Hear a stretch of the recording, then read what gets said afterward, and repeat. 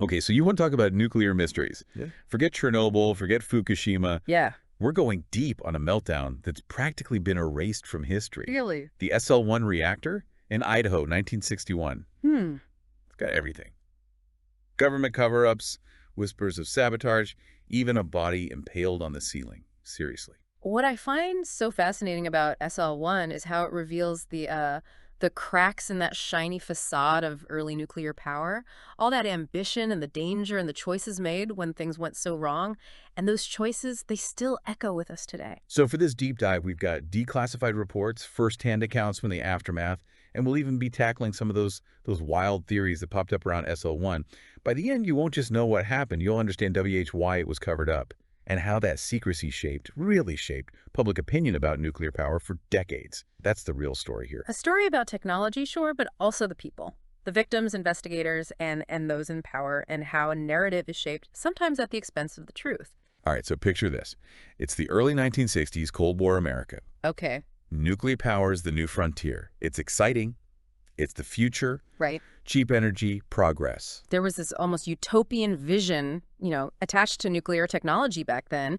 It was going to solve all our energy problems, usher in a new era of prosperity. Then boom, the SL-1 reactor explodes in the Idaho desert, killing 3 young operators instantly. Wow. And the story the public gets, well, let's just say it was carefully curated, putting the blame right on the shoulders of these guys. Okay. But was it really that simple? Were they really just reckless cowboys? Well, that's where we need to start digging, unpacking the layers of that official story and looking at the human elements, the technical details, and the political pressures of the time. Okay, so before we get into the nuts and bolts of the meltdown itself, let's meet the victims.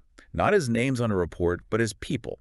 People with lives, hopes, and yeah, flaws too, because that's what makes this tragedy hit harder. Humanizing the victims is crucial, absolutely. It prevents us from reducing this whole event to just an abstract, technical failure, and forces us to confront the very real cost of what happened. Exactly. So first up, we have Jack Burns, 20 years old, newly married, new dad, working at SL-1, but also moonlighting at a Texaco to make ends meet. Sounds like he was under a lot of pressure. Yeah. The sources paint a picture of a young man struggling to make ends meet, definitely feeling the weight of responsibility. That context becomes crucial as we examine the events leading up to the explosion. Then there's Richard Legg, Jack's rival at work. Both vying for a promotion. Apparently things were pretty tense between them. Sounds a little like a soap opera, right? Well, this rivalry becomes a key element of the narrative that the Atomic Energy Commission put forward, but whether it played any role in the actual events is much less clear. And finally, there's Richard McKinley, the third operator. He's almost an afterthought in many accounts, just the new guy on the job, caught in the wrong place at the wrong time. It's a reminder that these events have far-reaching consequences. It's not just those directly involved, but their families, friends, colleagues. The ripples spread far and wide. Okay, so now we've met our players. Let's rewind to the night of the meltdown. Okay. January 3rd, 1961. Jack's having a rough night, to say the least. A huge fight with his wife, maybe some drinking on the job, and he's dealing with these control rods that keep jamming. Control rods, those are what keep the nuclear reaction in check, right? Like they prevent it from going haywire. Precisely. And what's interesting here is that Jack had reported these issues with the control rods months before the accident, but they were seemingly ignored. This raises some serious questions about the safety culture at SL-1. Wait, so these rods, which are basically like the brakes on this whole nuclear thing, were known to be faulty, and nobody did anything. Okay. This is already sounding less like a case of operator error and more like a system begging to fail. It certainly paints a different picture, doesn't it? And this is just the tip of the iceberg. Okay, so we've got mounting stress, ignored safety concerns. It's a ticking time bomb. Then boom, the reactor explodes. First on the scene is a team of firefighters. They're there because of a faulty alarm system, ironically. They walk into chaos. High radiation readings. The building eerily silent, except for that blaring alarm. Imagine walking into that, not knowing what you're going to find. The Geiger counters are going crazy. It must have been terrifying. Then the physicist, Ed Valerio, arrives. His account of finding the bodies is, well, it's pretty horrific. 2 men on the floor, mangled beyond recognition. And the third, impaled on the ceiling by a control rod. This is where the human cost of the meltdown becomes horrifyingly real. These weren't just abstract casualties, they were people violently torn apart by the force of the explosion. That's a horrifying image. And you'd think that would be the focus, right? But the official story takes a very different approach, shifting the blame away from the system and onto these men. But even as the debris settled, another story was beginning to take shape, a story that would have far-reaching consequences for the future of nuclear power. The Atomic Energy Commission's report, it's a fascinating document. It presents this clear, seemingly logical explanation. Emotional stress, it says, led to operator error, which caused the explosion. Case closed. So basically, they're saying these guys were so caught up in their personal drama that they threw all safety protocols out the window and messed up big time. But something about that just feels too easy, you know? That's one interpretation, yes.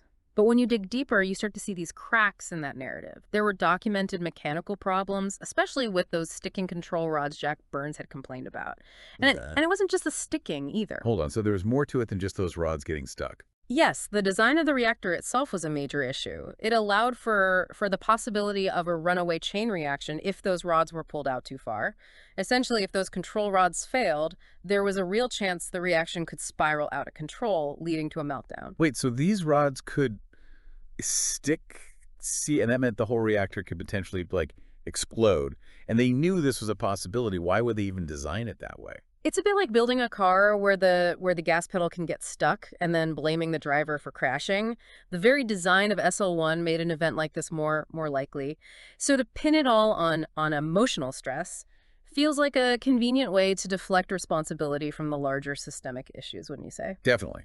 So we've got a reactor with a pretty serious design flaw, maintenance issues that were seemingly ignored. Yeah. And the Atomic Energy Commission chooses to focus on the personal lives of these guys. It's like they're trying to create this soap opera narrative to distract from the real problems.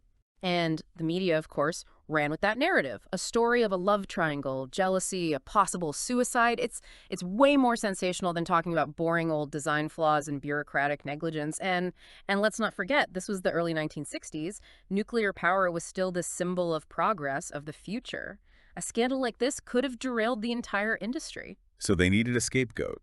And these guys, already dead, made perfect targets. It's chilling how easily the narrative was shifted away from safety concerns and towards blaming these individuals. Exactly. And the consequences of that cover-up were far-reaching. By sweeping the problems under the rug, the Atomic Energy Commission set a dangerous precedent. What do you mean? Like, how did this one incident affect things going forward? Well, think about it. They chose secrecy over transparency. This eroded public trust, discouraged open discussion about the potential risks of nuclear power. And that lack of transparency would come back to haunt them later. Take 3 Mile Island, for example, another major accident years later. Because of the secrecy surrounding SL1, the public was already primed to distrust the industry. Fears were amplified because of that history of cover-ups. So even though SL1 was a relatively small incident compared to something like Chernobyl, the way it was handled had this ripple effect. It created this atmosphere of suspicion around nuclear power that persisted for years. Precisely. It cast a long shadow. It hampered the development of a safer, more sustainable nuclear industry. And it raises a disturbing question. What would have happened if the government had been transparent about the causes of the SL1 meltdown? Yeah, what if they had just come clean about the design flaws, the maintenance failures, all those things that contributed to this tragedy? Would things have been different? It's impossible to know for sure, of course. But perhaps we would have seen a different approach to nuclear safety, more stringent regulations, more open dialogue about the risks and benefits of this technology. Instead, we got secrecy, blame shifting, and a lost opportunity to learn from a devastating mistake. And as you said, that lack of transparency and accountability came back to bite them with 3 Mile Island and other incidents. It's like they never really learned the lesson. The SL1 meltdown serves as a stark reminder of the importance of critical thinking when it comes to complex technologies. We can't just accept the official narrative at face value. We have to dig deeper, examine the evidence, and consider multiple perspectives, because the truth, as they say, is often more complicated than the story we're told. And in the case of SL1, that truth has implications that extend far beyond the Idaho desert in 1961. So this wasn't just some isolated event.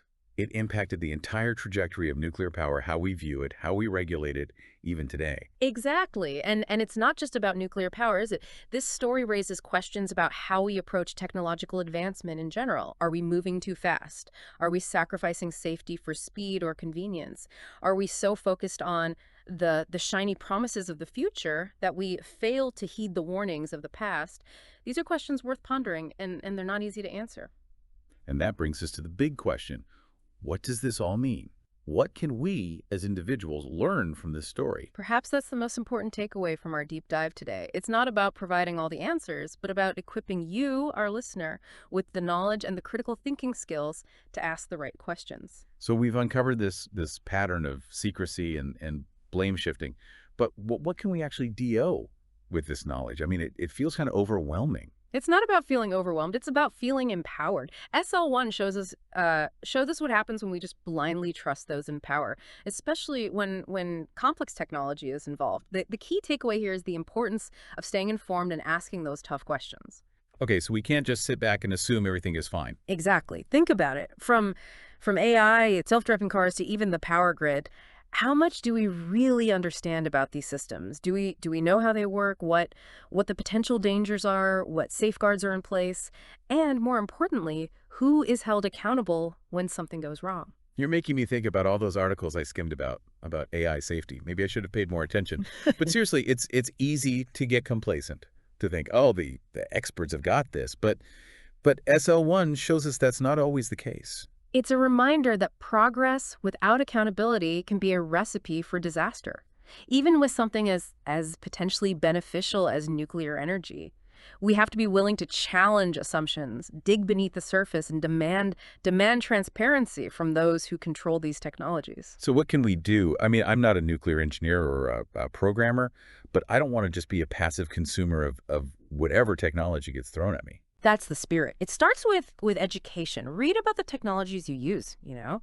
Understand the basics of how they work, what the risks are. Support organizations that advocate for transparency and ethical development.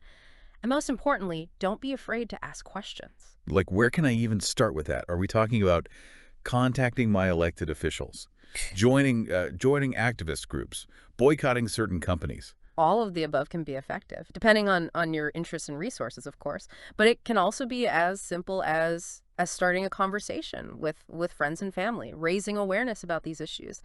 The more we talk about these things, the more pressure we put on those in power to prioritize safety and accountability. Remember, knowledge is power, and the more we understand about the risks, the failures, and the hard-learned lessons of the past, like the SL1 meltdown, the better equipped we'll be to shape a safer, more sustainable future. This whole deep dive has really been a wake-up call. I started out thinking this is just going to be some interesting history lesson, but it's so much bigger than that. It's about taking responsibility, staying informed, and demanding better from those who are shaping our technological future. That's exactly the kind of critical thinking we need more of. So keep exploring, keep questioning, and keep digging for the truth. The future depends on it.